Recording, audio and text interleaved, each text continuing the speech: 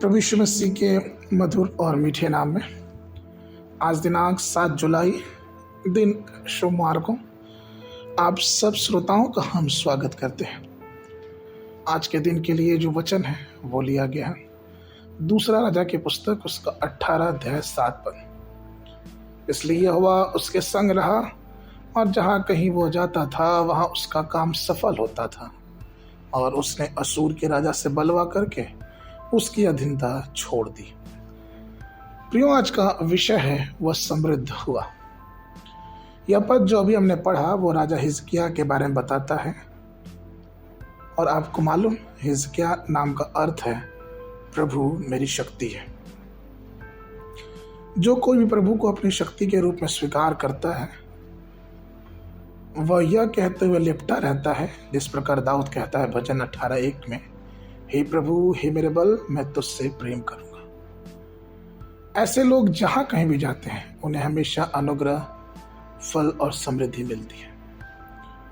राजा हिजकिय्याह के समृद्ध होने के दो मुख्य कारण दूसरा राजा उसके 18:4 में पाया जाता है, जहां वचन इस प्रकार से कहता है कि उसने ऊंचे स्थान गिरा दिए, लाठों को तोड़ दिया, आशेर को काट डाला और पीतल का जो सांप मूसा ने बनाया था उसको उसने इस कारण चूर चूर कर दिया कि उन दिनों तक इस्राएली उसके लिए धूप जलाते थे और उसका नाम नहुशतान रखा।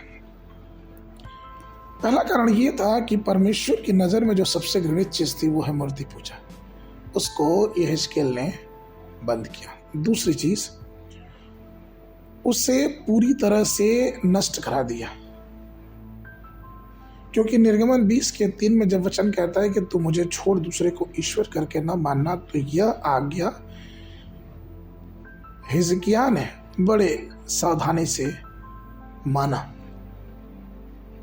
लेकिन कई बार जब हम अपने जीवन में देखते हैं तो हमारे जीवन का ये हाल है कि हम ये कहते हैं कि नहीं, हम तो किसी मूर्ति को नहीं पूजते।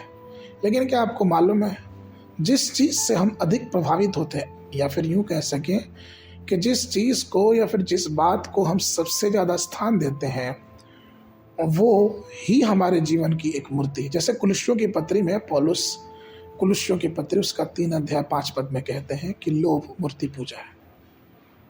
तो किस प्रकार से ये मूर्ति पूजा, लोभ जो है मूर्ति पूजा बन गई? वो इस प्रकार से क्योंकि हमने जीवन में प्रभु को स्थान ना देके इन सब चीजों को स्थान दिया, और ऐसा करने से यह हमारे जीवन में हर प्रकार की परेशानियों और मुसीबतों को लेके आते हैं। दूसरा इतिहास उसका 29:3 पद कहता है, अपने राज्य के पहले वर्ष के पहले महीने में उसने यहोवा के भवन के द्वार खुलवा दिए और उनकी मरम्मत भी करवाई।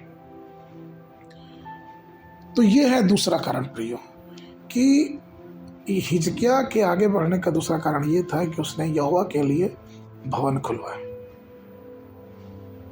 और इसलिए 1 कुरिन्थियों 6:19 कहता है कि क्या तुम नहीं जानते कि तुम्हारी देह पवित्र आत्मा का मंदिर है जो तुम में बसा हुआ है और तुम्हें परमेश्वर की ओर से मिला है और तुम अपने नहीं हो। तो ये प्रियो बहुत ही जरूरी है कि जब हम परमेश्वर के साथ रहें, परमेश्वर की पवित्रता बने रहें और परमेश्वर को उसका पहला स्थान दें। ऐसा करने से परमेश्वर की आशीष, परमेश्वर की सामर्थ्य हमारे जीवनों में आती है और समृद्धि परमेश्वर की ओर से आती है। इसलिए आइए हम परमेश्वर को अपने जीवनों में प्रमुख स्थान दें और उसके नाम को धन्य कहें। आगे के मनन के लिए भजन संगीता उसका 3 पद।